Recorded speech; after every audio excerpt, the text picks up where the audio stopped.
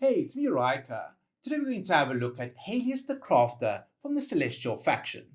Now, this hero wears cloth-based gear, is part of the support class, and his primary role is to provide a significant amount of buffs for your allies through his shields, energy, and secondary stats. So let's have a look at his skills. His ultimate skill, Laws of Creation.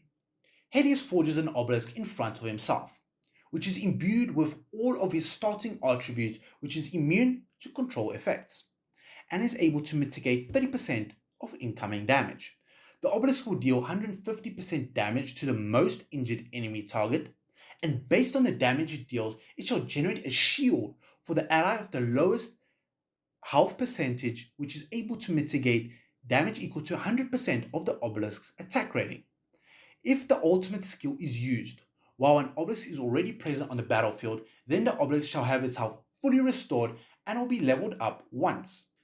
Each time the obelisk is leveled up, its attack speed is increased by 15 points, its attack rating is increased by 15%, and its crit damage amplification is increased by 15 points as well.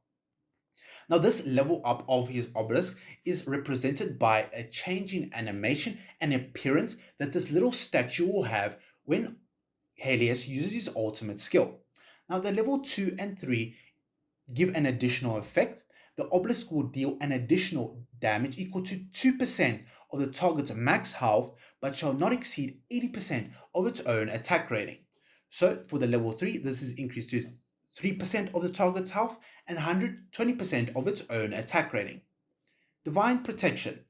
Hades generates a divine cube and places it above the head of the ally with the highest combat rating, excluding himself, and grants them 15 points of life leech if they are situated on the front line, or 15 points of crit damage amplification if they are situated on the back line. The divine cube shall persist up until the ally suffers damage which is greater than 40% of their max health during a single attack. This skill cannot be used on a summoned entity or allied targets that have already been granted the Divine Cube buff. Now, if an ally loses the specific buff, Haelus will continually try to apply this buff to any ally who doesn't have the specific buff. Now on the level 2, according to the ally's position, a backline ally will receive 40 additional accuracy points and the attack shall deal 15% additional damage. The level 3, according to the ally's position, a frontline ally will receive 40 additional dodge points and shall have 15% of the damage they receive reduced. Now the level 4, Haelus' obelisk or his little statue is bestowed a divine cube with all of its full effects from the start of the battle up until the end. His next ability, Sphere of Craftsmanship. Haelus generates a divine field for the most forward allied hero, which deals 260% AoE damage to any enemies within range, also granting the affected ally a shield, which is able to mitigate 220%, which exists for 8 seconds. Level 2. Haelus also receives the same damage mitigating shield each time he uses this specific skill. Level 3, value of the shield is increased to 240%, and the 30 engravings, enemies within range have their shield simultaneously dispelled. So this is especially effective whenever an enemy is constantly generating shields for themselves or their allied heroes, as this allows essentially Haelus to remove those shields and allow that allied hero to keep on dealing damage to the enemies. His next ability, Born Blessings, which is a passive. When an allied hero receives any type of shield, the shield's value is increased by 20%, but cannot exceed 300% of Haelus' own attack rating. If an ally is using the shield granted by Haelus, they shall be immune to control effects. So this is a pretty significant buff, especially over the entire duration of battle. The level 3, when any ally receives any type of shield, the shield's value is increased by 30%. Now, the level 4 or the 60 engravings is the reason why Haelus is extremely powerful. When an allied hero possesses any type of shield, they shall recover 15 energy points per second. Each ally can recover up to 300 points as a result of the skill per battle. However, Haelus has no energy recovery limit. So this is pretty significant, especially over the entire duration of battle, where Haelus can keep on generating shields for himself and his allies. This will allow himself and his allies to keep on generating shield using their ultimates and conquering the battle. So let's have a look at his signature item, Concealing Force. When you unlock this skill, Haelus' ultimate skill Obelisk has its damage output increased by 10% and its shield value increased by 10% as well. The level 10 damage output is increased by 20% and its damage that it also or shield value is increased by 20% as well. The level 20, the obelisk now additionally attacks the nearest enemy target, so this allows your obelisk to deal more damage throughout the duration of the fight. And the level 30, the obelisk's attacks now additionally reduce the enemy's energy regeneration by 25% for 5 seconds. This effect can be stacked 3 times. So this is a 75% energy reduction that Haelus can apply to a single target. Let's have a look at his furniture. He's 3 out of 3, regular repairs. May be used once per battle. At the start of the battle, a divine cube is automatically created and placed above the head of the allied hero with the highest combat rating. The 9 out of 9 divine cubes will no longer disappear as a result of suffering damage and will grant the cube's carrier a shield which can mitigate 270% damage once every 12 seconds. So this is pretty significant, especially when Haelus can keep on generating shields and energy for his allies. So let's have a look at how he does in battle.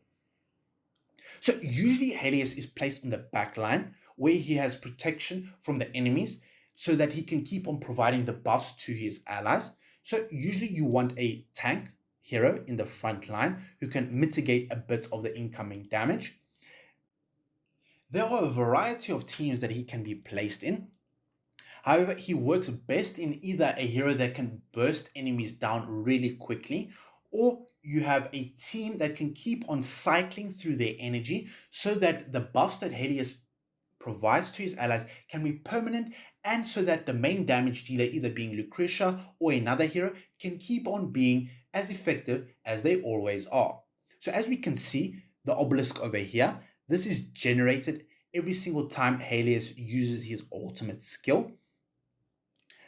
Now this obelisk will keep on dealing damage even when Haelus dies. So even if Haelus dies and the obelisk is still on the battlefield, the obelisk will keep on generating shields and dealing damage to the enemies. Now he in campaign is usually used in the Lucretia team. So as soon as the battle starts, Haelus will provide a buff or the divine cube on Lucretia. So as we can see, as soon as the battle starts, Haelus provides the buff to Lucretia. Now, because of his furniture, this specific divine cube is permanent on Lucretia. Now, this divine cube will essentially keep on generating a shield for Lucretia, and this shield will be further increased in value based on Haelus's abilities. Now, we can see, even though we are fighting stall heroes such as Thorin and Ikalfa, Lucretia can easily survive through all of the damage based on the buffs that Haelus provides to her, even though he's no longer around. So let's speed this battle up real quick. So we can see this little barrier around Lucretia. That is the shield that is generated for every couple so seconds. So we can see Lucretia did the most amount of damage. So what is the minimum investment that I would recommend investing into this hero?